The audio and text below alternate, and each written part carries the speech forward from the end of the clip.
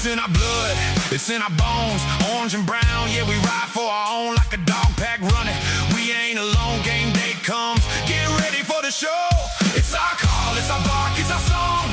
We stand tall, yeah, we've been here all along. Through it all, the dog pound standing strong. We all dogs, yeah, we all dogs. Welcome to the Dogs Podcast with your hosts, Blake Reniker, Justin Charles, Kenny Mack, and Josh Hall. We are dogs! What's up, Browns fans? Welcome back to another special live episode of the Dogs Podcast. Coming to you live from Hall of Fame Lanes here in Canton, Ohio for the Bowling with Pros event, sponsored by the Tuscarawas County Browns Backers. They are one of the premier chapters in the country. That's not just my opinion, not just because I live across the street from where they meet, but also because the president of the Browns Backers says so also. They're always putting on great events like this. I mean, literally 7 days ago, they had Josh Cribbs at Shenanigans in Dover. Today, we're here at Hall of Fame Lanes, and we got tons of former Browns players, just former Cleveland athletes. Bernie Kosar is going to be here, Hanford Dixon, Bob Golick, Felix Wright, Greg Pruitt, Mike Pruitt, Anthony Griggs, James Black, Joe Charbonneau. Sorry, I messed up saying it. Just the list goes on and on and on. They're just walking around here right now. You might see them in the background. You might hear them talking. A great event sponsored here by the Tuscarawas County Browns Backers for the Southeast Ohio Toys for Tots.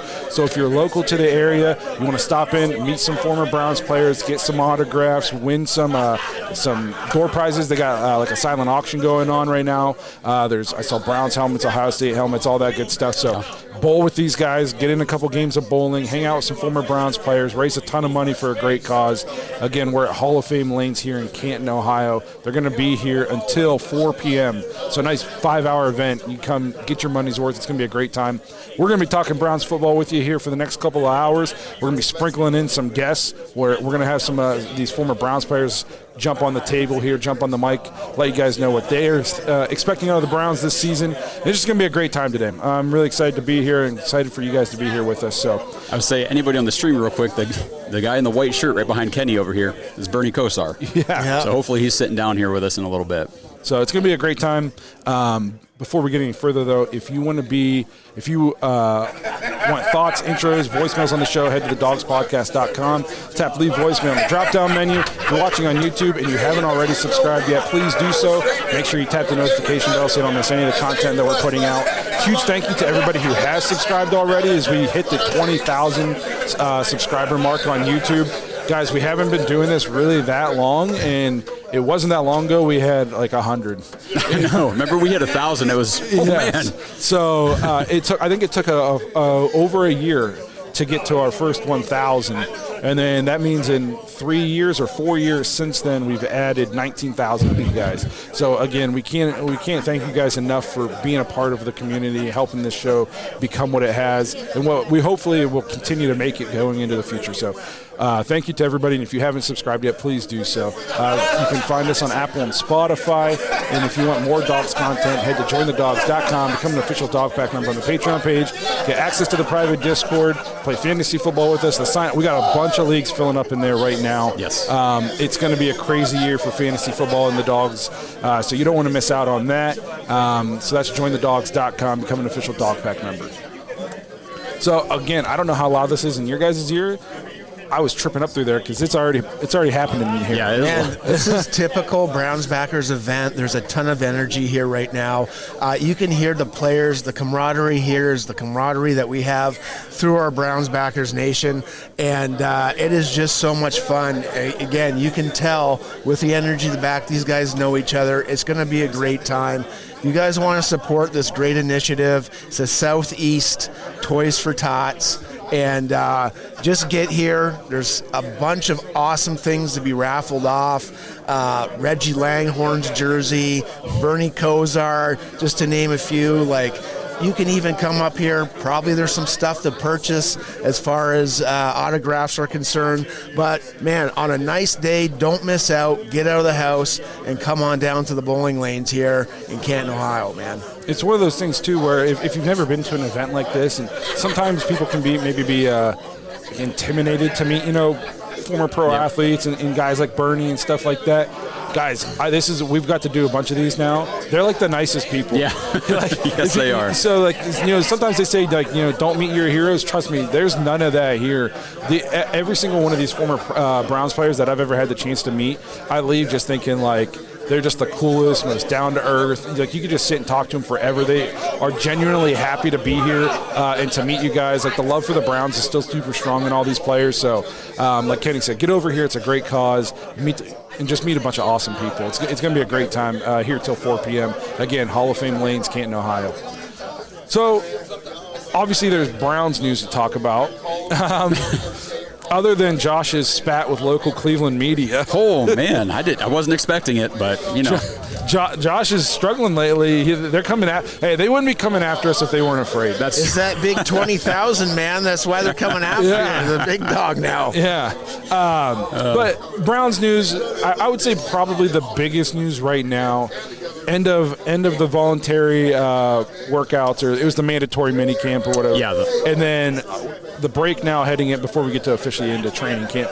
And Todd Monken hasn't named a starter at the quarterback position. Shador took all the reps one day, Deshaun took them all the next, and they kind of went 50-50 on the third day. I feel like it's been a little bit blown out of proportion in terms of Todd Monken said he'd like to name a starter. He never said I'm 100% definitively going to name a starter, And would I like it if one of these guys, preferably Shador, would have just been like demonstratively better?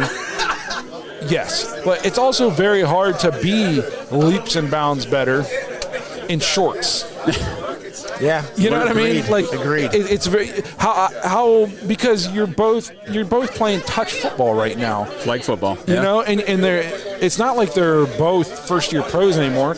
Shador has a season under his belt. He's got a bunch of starts under his belt. This is now his second offseason of being a pro. Obviously, Deshaun's been in the league for a while. You would hope that both of them would look comparable and look good in shorts with no real pass rush, no real fear of being hit, all that good stuff. Well, the way the whole thing unfolded is, if you just look at it logically, it makes sense. Deshaun Watson looks good. He's a 10-year veteran quarterback in the NFL. A former 3-time Pro Bowler, like, of course, he's going to come out and practice very well. I was not surprised by that. Neither were you, I know. Yeah. And then you heard the reports as the spring program went along, Shador Sanders started gaining traction. And people are like, oh, he's starting to come on strong, and he's starting to show a little better because he doesn't have the 9 years of experience that Deshaun has, and he's learning a new offensive system 1 year after trying to learn the last one, Well, and the difference it makes not throwing the trash cans. You know what I mean? Like, this guy's actually, well, the other thing is that we have to look at OTAs. They laid down the foundation for the offense. Now these two get to go at each other in pads and shorts, but the whole point, even with minicamp, is that they get some kind of timing down with these new receivers. It's not like it's a team either that has an established receiving unit. The whole thing's starting over. So for what they did and where they're at, I feel good about it.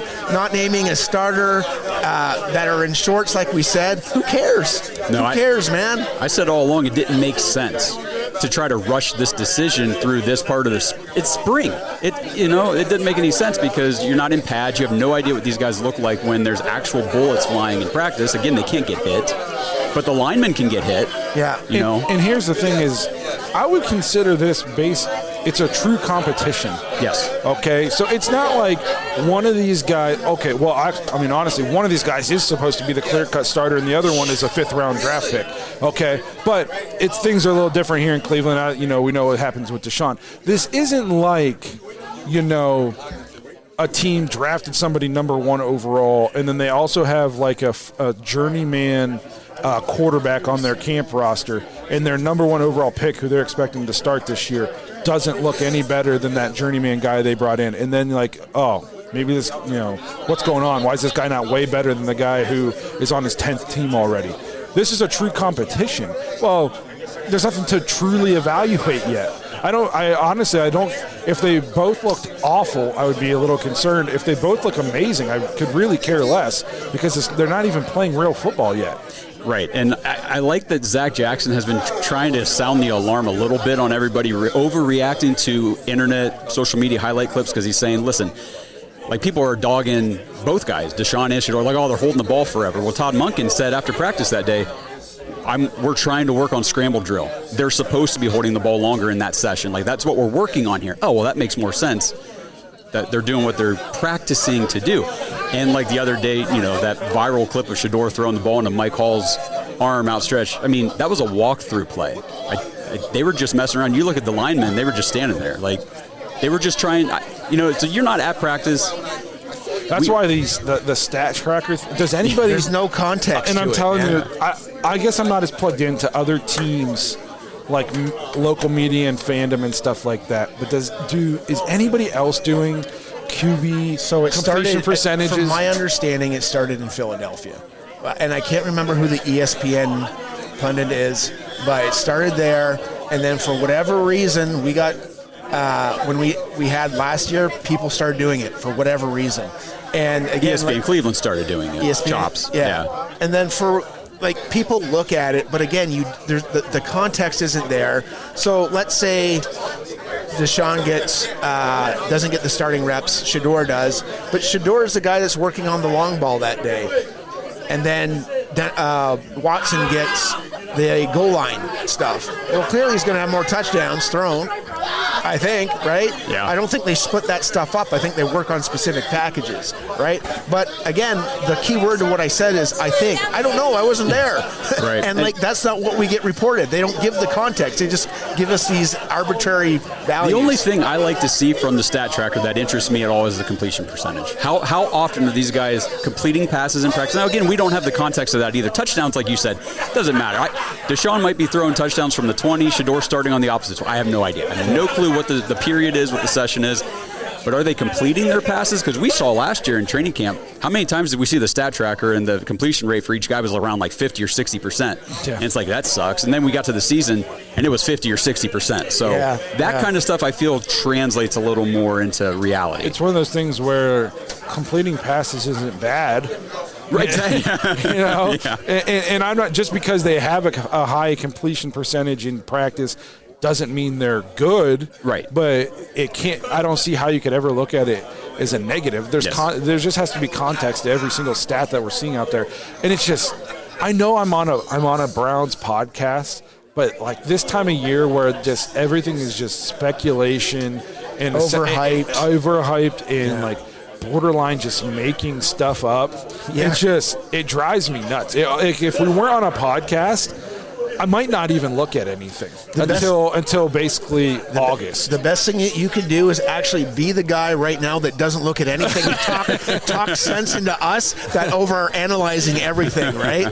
Because even I got to check myself once in a while. I'm like, damn it, this guy didn't do this, and I'm like, just wait a second. Yeah, I'm like, he's a fourth string safety. What am I saying? I have such a hard time when people will be talking about stuff even in the dog pack, and I'm just like, who gives a shit? Like, it is freaking June. Yeah. Like we have no idea what's going on. And then I have to be like, oh no, I'm supposed to care, and it's just so hard. Like, this is why, like, even during the season, I try, like, we can't think we're going to the Super Bowl after we win one game, and we can't think that we're getting the number one pick after we lose one game. Right. Because you're going to win games you shouldn't win, and you're going to lose games that you should have won. Right. That's just the NFL 100%. Season. The good teams don't lose the games that they shouldn't, or at least they limit them.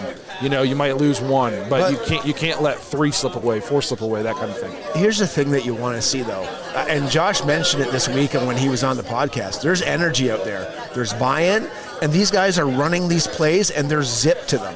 They know where they're supposed to be.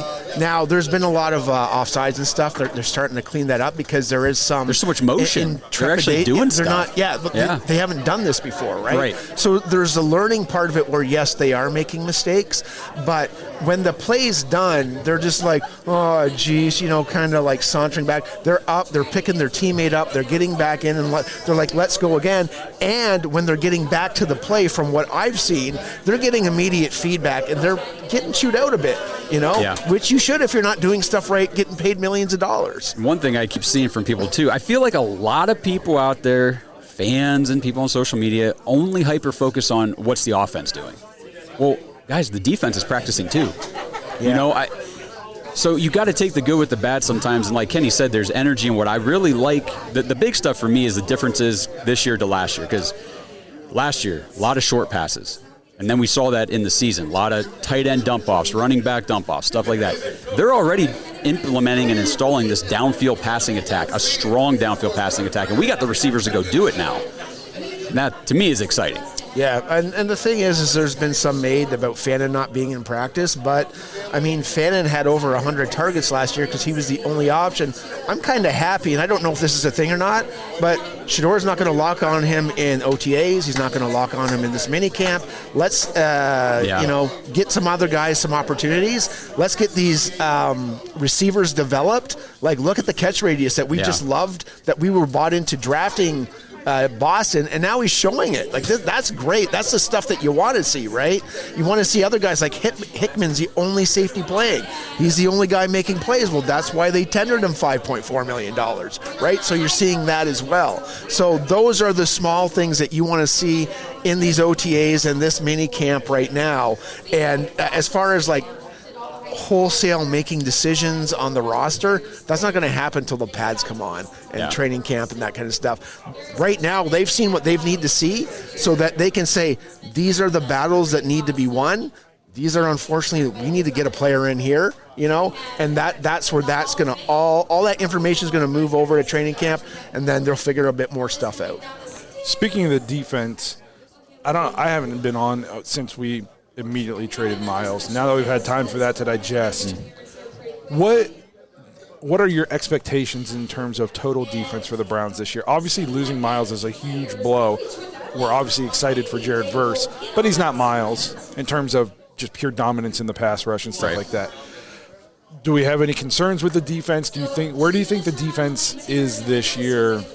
Like, is there going to be a huge drop-off, a little drop-off? What are you guys expecting? I definitely expect a drop-off. Huge, I wouldn't say huge just because of the rate at which Jared Verse can generate pressure just on his own. Now, he's not a sack conversion guy yet. That's not his big thing like Miles. He'll get the sacks, usually. 100%. But still, be able to create that pressure just opens the door for Mason Graham, Malik Collins, Isaiah McGuire, Alex Wright, whoever's on the other side to also get to the quarterback. It'd be crazy to say there's not going to be a drop-off, I think. That's tough to say how they come together. My impression of the defense is just they're one injury away from maybe not being good because there's no depth there. No, but if you keep the starters all year, which is not, this is the NFL, it's not going to happen. I would say maybe a little bit more stout against the run because he's a really good against the run Verse. But other than that, mid-15 team and defense. And I just need that offense to be. And we got a new defensive coordinator too, so there's so many variables now that it's really hard to project. So I was talking in the Discord about this, and I think the Browns can still be a 10 to 12 defense without Miles and adding Jared Verse. I think where you got to look is how does the secondary hold up now when they got to possibly cover longer? Because we saw time and time again. The game plan against the Browns was to you were getting rid of the ball in under 2 seconds or under. So our DBs didn't have to cover for an eternity, which, made them, are they really good? Was Miles making them look good? That kind of thing. So there is some concern there. I agree with you, Kenny. I think there's a chance we could be better against the run. As much as, we love Miles and he loved the pass, I feel like he opened up run lanes a lot he would just rush. Yes. He would just rush up the field, and it's like he wasn't reading a run key all the time, and he'd get 5 yards deep up the field, and they would just run right in the giant hole that he created. The wide 9 was the extra wide 9 on his side. Especially once it was apparent we weren't going to win many games. It became about the sack record. Yes, 100%. You know what I mean? So I do think we could be better against the run. I have some slight concerns about possible secondary issues with, teams maybe not fearing Miles, so they're willing to let plays develop deeper downfield, that kind of thing. But I still think we can be a top 10 to 12 defense.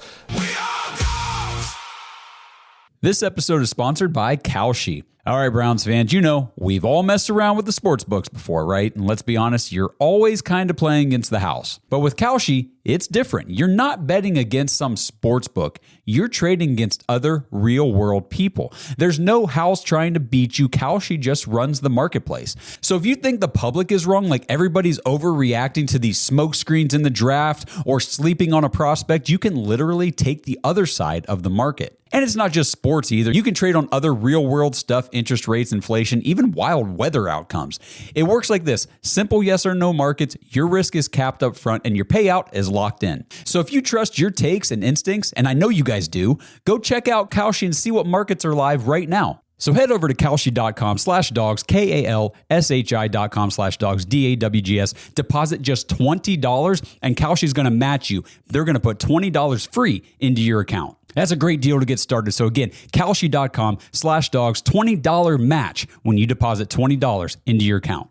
This episode is sponsored by Trollco. Browns fans, there's a phrase that has been used around the blue-collar world forever. Dirty hands, clean money. The idea that you show up, you put in the work, and you build your ideal life because of it. Sound familiar? That is Browns country. And Trollco is a clothing brand built around that very belief. Two guys who worked the oil patch looked around and could not find a single brand that represented people like them. So they started making workwear, tees, hoodies, and hats all by themselves. You know, gear for the person who works hard all week and still brings that same energy to the tailgate on Sundays. And I know I'm talking Cleveland in general, but Northeast Ohio is that blue-collar, work hard, earn what you have area. Whether it's you or somebody you know, a family member, your dad, your brother, uncle, whatever the case may be, you guys know what that dirty hands, clean money phrase truly means. So check out what they have to offer. Head to trollco.com/dogs. That's TROLLCO.com/dogs, DAWGS,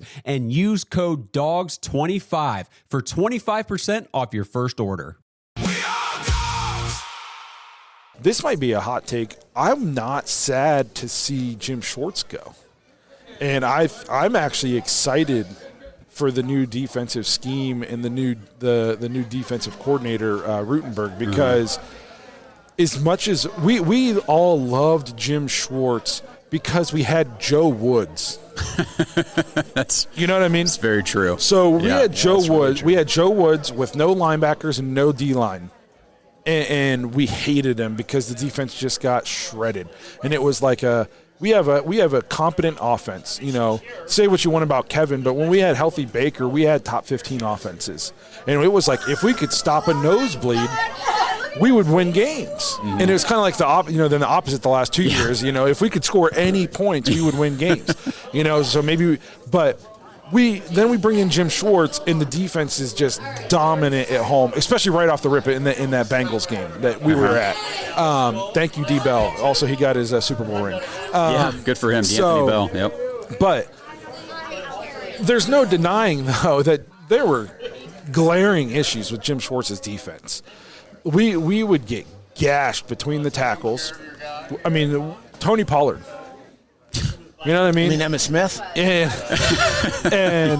it was one of those things, misdirection, jet sweeps, runs between the tackles. I mean, if how about tackling in the flats? Yes. Oh, my God. If we're being completely honest, the thing that we were good at was a pass rush.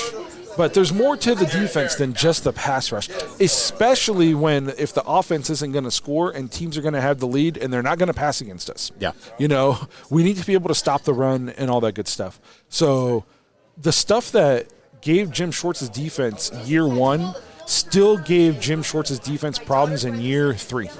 Correct. Yeah, absolutely. And was it 3 or 2? I don't remember. How many years was he here? 3. Yeah, 23, 24, 25. With Mike Rutenberg and he's coming in with this specialization with the secondary and the linebackers, because remember, he was the linebacker coach in New York for a while. That's that relationship with Quincy Williams, which I see somebody in the chat was talking about Quincy Williams going to be an enforcer. Him with Carson Schlesinger, that is a relationship already on the field at practice and stuff that you can see. It's phenomenal. And with focusing on playing a majority 3 safety look on defense, we've got that now with EMW coming in with Grant Delpit and Ronnie Hickman. I feel really good about even the UDFAs we signed from last year, the Donovan McMillan and Chris Edmonds, those 2 guys as kind of your depth pieces and in case of emergency guys. I don't feel bad about them. So there is lack of depth at the cornerback position and on the D line. But, man, what Rutenberg likes to do with that safety group and the linebackers, I feel really good about those crews. And I like that the Falcons led the league in sacks last year, I believe. We talked about this without Miles? Without Miles Garrett. Yeah. You know, they don't have a top 3 edge rusher on their team or a top 5 edge rusher on their team that I know of. Maybe I'm not up on the know in Falcons roster enough, and so like they're able to scheme and get matchups and generate all kinds of pressure and get sacks. So I like what this guy will be able to do with Isaiah McGuire, Alex Wright, Jared Verse, Mason Graham, all that kind of stuff. We're seeing, like you said, Quincy Williams is a good blitzer. So I'm excited for the new defensive scheme. Like I did not want Jim Schwartz to be our head coach, and I was perfectly fine with him not being our defensive coordinator anymore because there was just no improvement. There was no, like I said, we couldn't stop a jet sweep year 1 with Jim Schwartz, and we couldn't stop a jet sweep year 3 with Jim Schwartz. It was like an ego thing. There was no adjustment.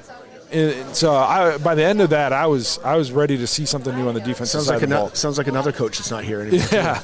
So I'm excited. I'm excited to see that. Adam says, Blake, don't see enough, brother. Hope all is well. Thank you. Appreciate it. It's tough to get out of the house these days, and sometimes it's even tough to make it to my basement. So, with the 2-month-old. So, but hopefully I'll be working my way back onto more regular consistency here. Well, they're gonna prioritize the turnovers too. Like I don't know if you've watched our new safety Blake, and just when he's practicing, every time he's like trying to punch a ball out. After every play's done, he still makes sure he takes his swipe. That's what he did in college. Yeah, and that's what he did in college. He was good with that kind of stuff. Rutenberg, what I like, he's kind of like. He's got a lot of mottos, and basically what he says is he's like, when he looks for players, it's heart, mind, and spirit, I think it is, right? The other thing with him is that ball. The ball's like air. Just breathe it in. Like they're after the ball all the time. So those turnovers, I'm hoping to see them this year because I think we need that based on the way the team's going to be. And that hasn't been something that we've had since 2023. Those turnovers are something they're preaching, and I really want to see that happen this year. Same. And we saw that with Jim Schwartz's defense. Led the league in turnovers, or at least close to the top of 1 year. Next year, fall off. You know, the defense was a lot of the defense had to do with sacks and turnovers, and if we weren't getting home, we weren't creating the turnovers. We were having games like we did against the Titans. So I think we can just be a more complete defense now. Yeah, I think so too, and I'm also hoping that our new special teams coordinator can put together a little bit better performance from those guys than what we got the last few years, because my goodness, last year with the Jets was like that was the end of the line for me. Like, you cannot go to New York against the Jets. I understand we're the Browns. They were trying to lose. But the Jets don't have an elite side of the ball, anything. We've got this defense. We got Myles Garrett. We had players, but we lost because first of all, Dylan Gabriel couldn't get us more than 5 yards on a pass. But 2 kick return for touchdowns? Like, you can't do that, man. It's like the ESPN. Come on, man. Yeah. Come on, man. And here's the thing, too. If you know, like, even if it's personnel-wise, if you think you don't have the personnel, which we heard Bubba say that. Like, I think they think I'm doing an okay job considering the personnel I have. If you don't think you have the personnel, kick it out of bounds even. I'd much rather them have the ball at the 35 or the 40 or whatever it is than kick returns for touchdowns. Kick it out. You mean you don't think Andre Schmidt can't kick it out of the back of the end zone every time and just give him the ball at the 30? I will live with the chance of 0 return, and especially with our defense. Yeah. You know, if we had this defense that was, I didn't think they were elite, but they were an above average defense for sure. Give them the ball at the 30, and we'll just live with that, other than giving up kick returns for touchdowns. Like, I think if you can say anything about Kevin's era and Bubba's era and even Jim Schwartz's era, just the total unwillingness to adjust to anything. Yeah, totally agree. Hey, yeah, that's tough. Chops is over here. Hey, what's going on, brother? But so with the special teams, one thing I wanted to mention, it wasn't just the kickoff coverage and the punt coverage. It was our own freaking return team. So the NFL has set up these new rules where they basically want offenses to get the ball to 50. Like, let's cut this field in half and try to have more scoring. And the Browns are back here at like the 15 or 20. Like, they're trying to give you the ball at the 35, guys. Come on, at least get there. Drove me nuts last year. And we just didn't have a gunner last year. Like, nobody seemed like they wanted to gun down the field, make a tackle. Like, Losing Anthony Bell was hurt. Yes, big time.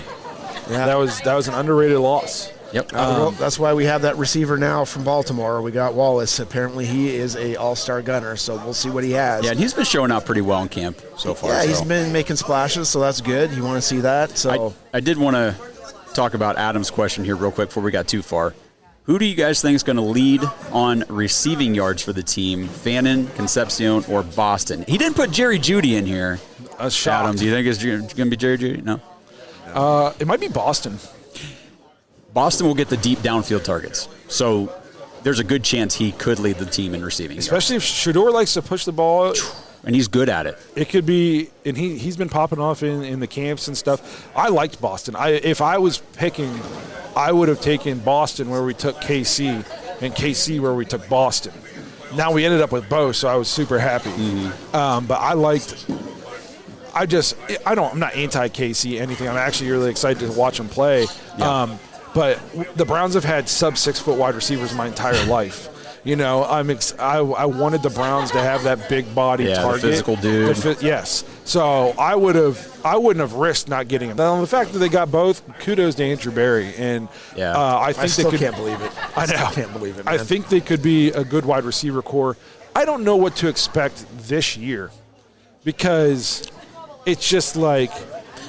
How much can you depend on rookies? Like, not everybody's a Jamar Chase who just comes in rookie year and is, a top 3 wide receiver in football, or Justin Jefferson. So it's like he'll scheme them open. You know what? Here's a selfish thing for me, and we have these alumni here tonight. And I was speaking with Reggie Langhorne. He was one of my favorites. I've never met him before. It was great to meet him, number one. But as a guy that loved those Browns from 85 to 89, and we got Conception and we got Boston, in my mind I'm like, man, that's Langhorne Slaughter. Let's just redo that, like, just selfishly. Now, I don't want to put that on that team. That was that team from the 80s. This team's got to be this team right now. Yeah. But, man, I just thought, like, Webster's going to beat him. Like, Webster always beat him large on the deep ball, and it was the other way around. So Langhorne beat him in the slants and that kind of stuff, right? Yeah. Now we're looking the other way for the smaller guy to do that, the bigger guy to catch a long ball. Either way, man, it's exciting that they have that duo because most teams have that. They have a big guy. They have a big guy that can do the slants, get down. They have a fast guy that can get the long ball. It's a great compliment. Let's talk about the trio, though, because I think on the outside we're going to get some good downfield push with Isaiah Bond on the other side. Man, he looks good in this. Yes, and that's going to open up a lot for Concepcion and Fannin in the intermediate area because one thing I was talking about on the show the other day, too, and I just want to reiterate, you're not seeing these big, splashy highlight plays from KC in practice right now because that's not his role. You got Denzel Boston making the deep downfield sideline grabs, the contested catches, coming down with these moss, catches, and it's awesome. With Concepcion, his role is always, we've always said this, get him the ball quick, get the ball in his hands because he's elite at making guys miss and making yards after the catch. So it's different. So that's why you're not seeing it, but I'm telling you, they're high on him too. To touch what you said too is Moncton said one thing, have an elite trait and I'll take advantage of it. And then what do you say? What are the actions dictate? Well, what are we doing on these OTAs and these practices? We're passing the ball down to Boston. So try and stop it. It's his elite trait, or it's his catch radius anyways. Might as well do it down the field, right? To kind of speak to Blake's point about what should we expect from rookies, though, I was reading, Zach Jackson put this out the other day, and I was verifying on their website. The Browns we have 90-man roster right now. Almost 100 players on this team. Only 5 of them are 30 or older.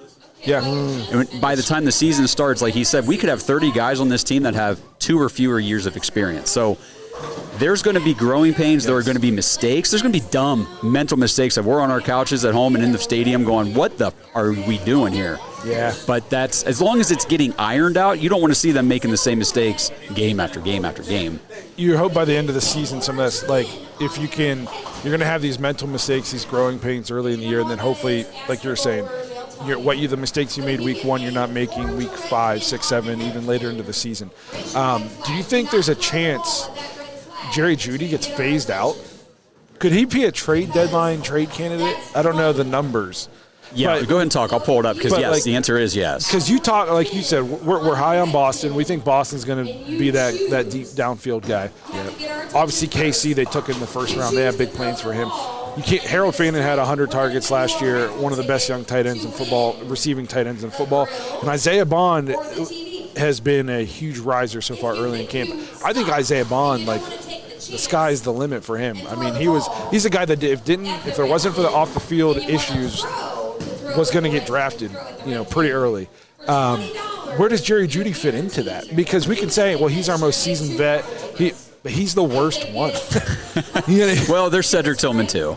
Well, he's gone. I haven't heard much about him at all. No, he's not even on my radar. I think there's a good chance. Like, your receivers are probably going to, or not probably, are going to be Boston, KC, Bond, Jeudy. And then after that, I'm not even really sure. You need Wallace. Wallace could be in there, yeah.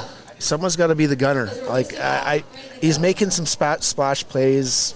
If he bodes well on 6-year veteran, so I mean he's a guy that's been around. He can kind of add a little veteran presence to that room if we get rid of Jeudy or Tillman. But yes, Jerry Jeudy could be traded now that it's after June 1st, and the Browns would save money. It wouldn't be like a big dead cap hit or anything. So yeah, that's something to watch for him and Tillman, because I think Tillman's isn't he owed a bonus or something this year because he's played over 35% of snaps in his rookie contract or something. I forget. Would you trade Jeudy before the season, or do you need him at first? Because if not, do you want to roll Boston, KC, and Bond out there? Like, that's a extremely inexperienced wide receiver core. So I would say you need some kind of veteran. I would say yes, but my one big concern with Jerry Jeudy is just his, and we've seen it, the diva wide receiver in him. Like, if he starts as the top dog on the offense, but starts to get phased out, and he's seeing 2 to 3 targets a game, Boston's getting 7 or 8, KC's getting 7 or 8. How long until he's not happy on the sidelines or not giving his full effort? We've seen this. Depends how Moncton deals with this, though. True. Kevin never dealt with that. You just let him have fits on the sideline. So I don't see that going too well with Moncton at all. So I just don't see what value he brings to the team, but I also don't know if I want to put a second-year wide receiver, a second-year tight end, and then 2 rookie wide receivers with a second-year running back and probably a second-year quarterback. And our other tight end is going to be a rookie unless it's Blake Whiteheart. Yeah, and 5 brand-new starting offensive line. Yeah. With a rookie left tackle.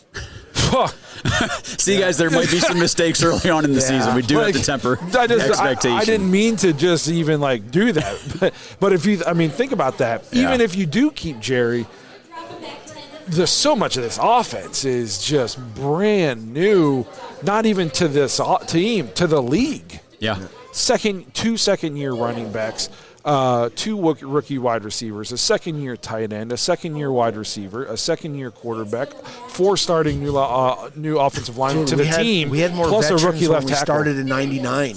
We had more veterans when we started in '99. Like, it's crazy. That popped in my head when Vegas came out and we saw the list of all the games we were favored in too. Mm-hmm. And in my head we were 2-14 and 2 in 1999. I'm like, oh man, I hope that's not a sign. But there's talent though. This team's got talent. There's talent. I think it's young talent. I still think we're a year away before we're actually competitive. Maybe 2 years away from being legit playoff push contenders. Yeah. But I do think Monken is a good coach for a young roster with his college coaching I agree with you experience. there for sure. You know what I mean? Like, a college coach is about developing high school kids into, young men, getting in a place like Georgia, getting them ready for the NFL. So it's just like an extension of that. We're basically rolling out. Indiana, this team that just won the title, is might be older per capita than what the Browns are about to roll out on their NFL field. Yeah, very true. We might need to just pause for 1 second. Yeah. They're doing the national anthem, guys. Hang on 1 sec. Hey, Browns fans, are you guys looking to finally learn a new language without sitting through those boring lessons? Then you've got to check out TalkPal, the AI-powered language tutor that lets you actually practice speaking naturally anytime you want. Whether you're learning Spanish, French, Japanese, German, whatever it is, TalkPal gives you real conversations with AI so you can improve faster and build confidence speaking in real-world situations. And one of the coolest parts, it feels like texting or talking with a real person. You can practice pronunciation, grammar, listening, even role play different scenarios like ordering food, traveling, job interviews, and do it all from your phone. And unlike traditional language apps, TalkPal adapts to your skill level, so whether you're a beginner or an advanced learner, everyone gets something out of it. So if you've been wanting to learn a new language for travel, for work, or just for fun, give TalkPal a try. Click the link below in the description to get up to 79% off when you try TalkPal today. Try TalkPal and start speaking that new language with confidence. Hey, Browns fans, we just partnered with Fanatics to bring you guys the best Browns gear available. Head over to brownsmerch.com to check out everything in our storefront. I know you guys want that new Shedeur Sanders #2 jersey. We've got those in there. Rock the Depoy and the D-Roy jerseys with Myles Garrett and Carson Schlesinger, along with the other studs from last year's draft. We've got a collection of Browns hats, T-shirts, and hoodies you can browse through too. Again, that's brownsmerch.com to check out our Browns gear powered by Fanatics. All right. America said stand up for the anthem. I'm not wearing any pants. Trust me, guys, we are all... What's that? Yeah. Yeah. Oh, thanks. We're all wired in here and everything, and I had no idea we were doing a national anthem before Same. bowling today, so that kind of caught us off guard. Yeah. We should hear the B-52s flying over any second. Yeah. Have you guys ever? I was at the Hall of Fame game this year, and they did a flyover. In the Hall of Fame stadium is obviously not as big as like a traditional NFL stadium. This plane, it was crazy. Shook it, man. It was, yeah. Dude, where the Red Blacks play, it's the same size stadium, and they get the planes coming over, and it just shakes you. It was crazy. But well, you were talking about Todd Monken, and I wanted to add into like with the college experience with the young guys, like there might be a little more ability for him to command respect from the younger guys, because you know how it goes. Like once these guys get established in the NFL, they become tenured veterans, and they've got some Pro Bowls, maybe an All-Pro, some records, some numbers. The ego starts to come up too. Some guys come in with it right off the bat, and that doesn't always bode well. But right now we do have a lot of young talent. I think he is a very good coach to help cultivate and harvest and grow that talent. It says keep Jerry Jeudy as a decoy. Who's rolling their defense to the receiver who can't catch? Speaking of can't catch, are we concerned with the drops in camp? I will be concerned in training camp. So my thing is Rutenberg's preaching, get your hands up, and they're knocking the ball out more. So the defense is doing what their defensive coordinator wants. However, the quarterback's got to put it in a position to not have that happen at some of those throws. Some of it is just going to happen because it's the nature of the beast in camp. The interceptions, though, a little bit. I don't like throwing interceptions when there's zero pass rush. Right. Like you can hold it for in eternity, and you're still throwing interceptions. I don't love that. The catches thing, I don't want to sound like I'm nitpicking, but if it's with KC, I'm more concerned than with others because it was a known issue coming in. But I'm not panicking on any of them yet. Who are the guys dropping the passes, though, to be real? And the thing is, it kind of is, and you're getting it basically from these highlight clips, and it's just tough to really trust how much it's being over-exaggerated, but there have been some clips of KC dropping Judy's drop passes. Jeudy concerns me more than anybody because he is the veteran. That's true. And I do recall some now. It's still happening now. Like with the younger guys, it's more they're trying to learn the route, the nuances of the NFL, the offensive system. They got a lot they're trying to learn. I get that. Jerry Jeudy, man, you're what, 7-year veteran now? You led the league in drops the last 2 years, and now it's continuing even after he professed, I spent all winter on the jugs machine and stuff. Okay. You still draft these guys. You know, there's weaknesses. There's the positive parts. A lot of these guys don't get out of the weakness part of it. You know, like if you look at whoever Pro Bowler, whatever their weaknesses were being drafted, a lot of them still have those things. And you know, Jerry Jeudy is what he is. He's a guy that's going to get you big plays from time to time, but he's going to have mental lapses and he's going to drop some balls. That's what a scouting report says, and nothing's changed. You know, so. But I do feel like when I watch Conception, man, that guy skies for a ball based on his attributes. It's impressive. I don't see that coming from Jerry Jeudy. You know, the fight for the ball is not there. He's very soft. Schemed wide open. Yes. Schemed wide open. We should have listened to Steve Smith. Yeah. When he said Jerry Jeudy was just a guy. We got fooled into thinking Jerry Jeudy could be a wide receiver one because of a 5-6 game stretch with Jameis Winston. Correct. He was atrocious before that, and he was atrocious after that. He just had a stretch that got him, you know, people starting to think that he was going to be good. He is anything but. That is a guy, that is a wide receiver 3 on a good team. Like somebody said, you think we could get a 5th round pick for him? Isn't that what we traded to get him? Yeah. Fourth and a 5th or something.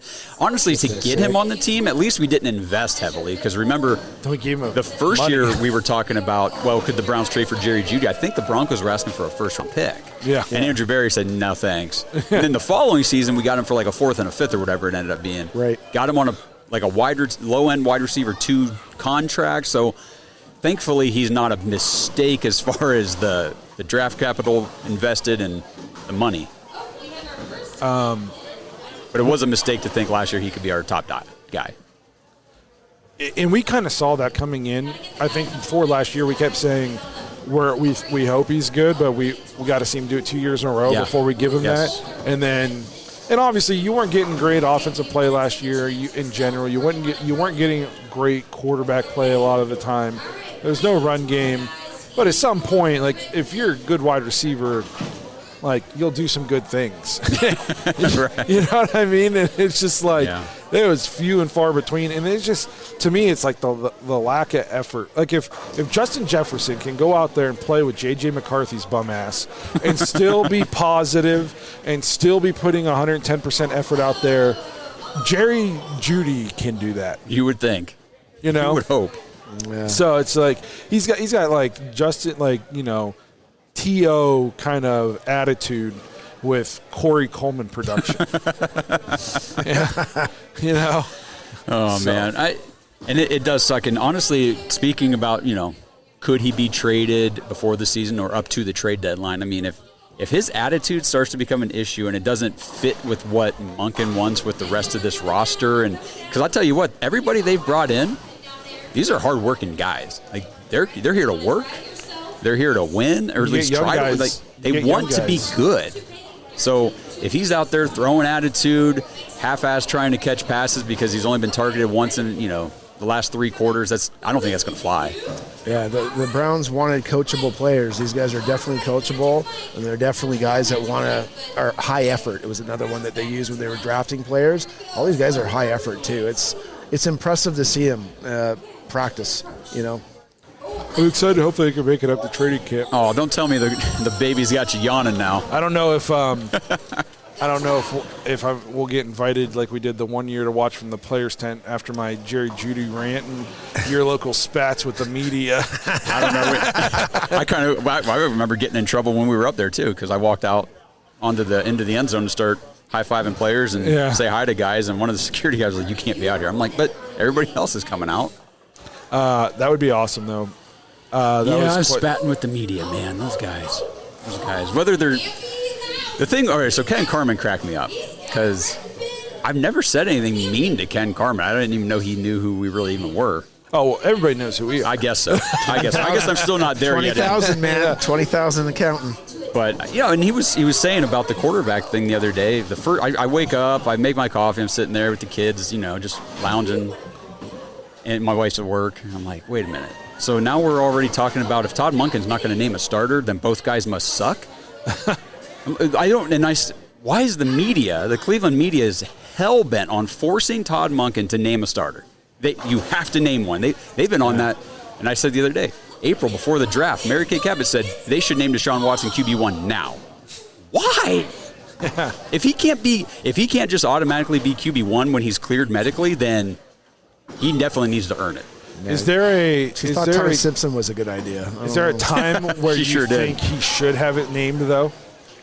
Yeah, I think probably honestly, should maybe at least after the first preseason game. What do you think? I would say, I would like to. Yes, if you want to give them each it's tough because if you want to give them each a quarter in that preseason game.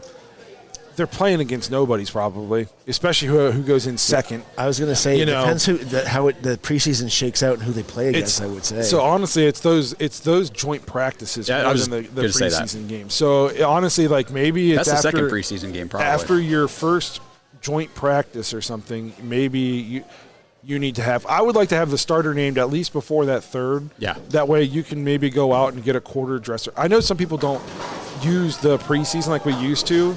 But for a team that's going to have all new players, they got it. A whole new offensive line. Look at it different, man. Yes, I would like to 100%. use that third name your starter by before that third game. Use your joint practices or whatever, and then give them a quarter dress rehearsal in that third game. And I don't care if they're playing against bums. These guys, they got to play together because. I know we don't have great expectations for the season. Maybe mine's lower than some people's, but you don't want to come out the gate 0-4. Right. And you definitely don't want to come out the gate 0-4 because you're having communications issues. You got to try to, we haven't gelled with these guys. These guys haven't hardly played together. Well, you've had an entire fucking summer, so I don't want to hear that as an excuse heading into week one. These guys got to play together. Let's let them play together. Yeah. So I don't think you can stretch this all the way into we're heading into week one, game week, and we'll know his starter come Wednesday. Yeah. You know what I mean? No, I think there's got to be some kind of a time frame. I do think the earlier the better, but somebody's got to earn it. You can't just give it to somebody. Yeah, no, absolutely. And, Andrew Berry was on 92.3 The Fan the other day. Todd Monken's been asked about this every single day after practice. And pointing to Shedeur Sanders, Monken and Andrew Berry both have talked about how he's been growing, he's been getting better, and they're really impressed with how he's been able to command the huddle. Because if you listen to Sean Watson's press conference the other day, Monken, this offense puts everything on the quarterback. The quarterback is responsible for so many things at the line, before the snap, setting protections, calling things out, all this stuff that wasn't necessarily there in the past with Kevin Stefanski. So these guys are learning all this, and they both said they're impressed with how Shedeur has grown into that and in the way he's picking it up. Well, about an hour in, do we want to take our quick break real quick? Yeah, we could take a break, go try to find our first guest, and we'll be right back. It's in our blood, it's in our bones, orange and brown, yeah, we ride for our own like a dog pack running.